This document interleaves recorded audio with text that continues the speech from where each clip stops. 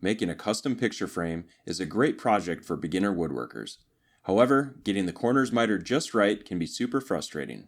Let's make it easier.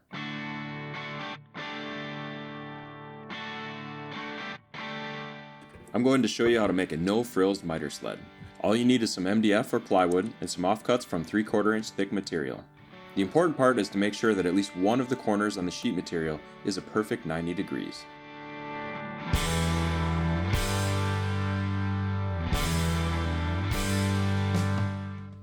The main part of the sled is made up of two pieces, with one of them being a right triangle.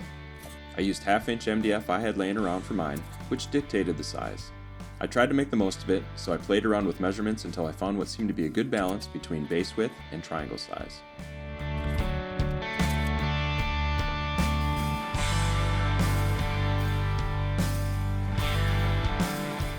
Then I made a cut to separate the two pieces.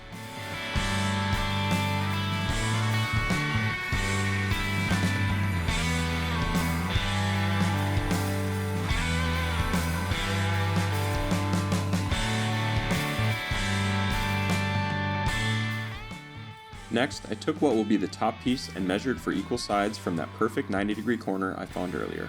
I drew a line, which made the hypotenuse, to give myself a reference for cutting. This is where a crosscut sled really comes in handy. I lined up my line with the kerf groove in the sled and made the cut.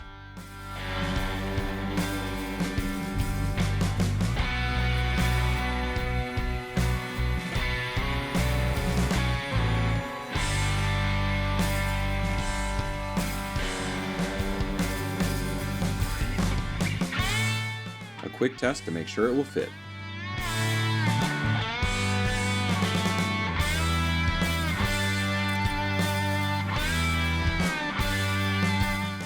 Next are the runners. I had some offcut 3/4 inch thick red oak that I had kept around for this very reason. They are just under 1/4 inch tall when laid down, so they fit nicely in the grooves of my table saw without touching the bottom. 3/4 inch is just a touch too wide to fit nicely, so I had to use my hand plane to sneak up on the width. The goal is to slide smoothly, but not have any wiggle.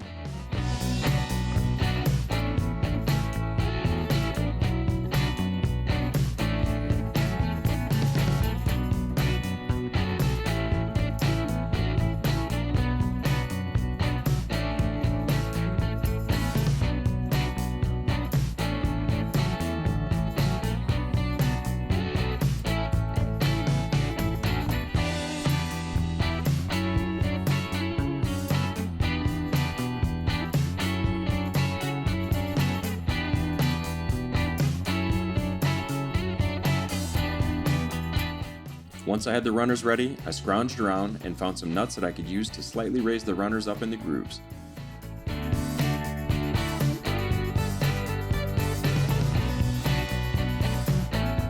Then I spread some glue on them and placed down the base.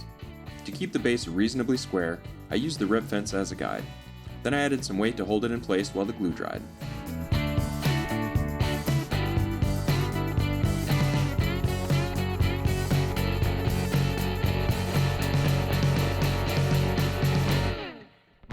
For the top piece, my thought was to drill holes big enough for finger holds or clamps to hold the pieces in place.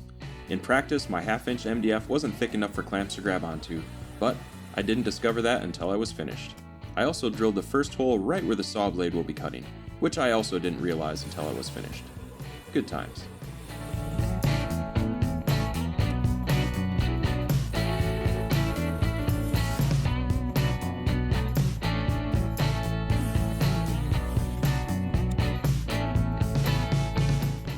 Now that the runners are locked in place, I fired up the saw and ran the sled partway through to give me a reference for where to place the top piece. Then I glued it in place.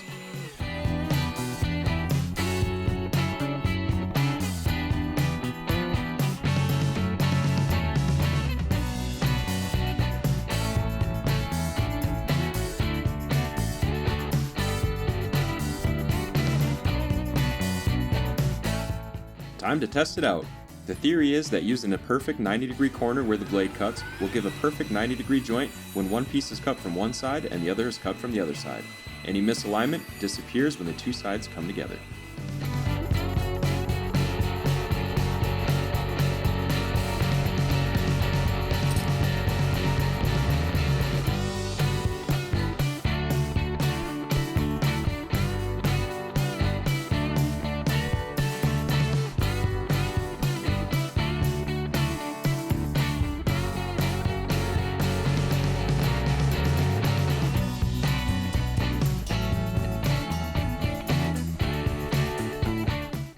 Look at those nice tight miters.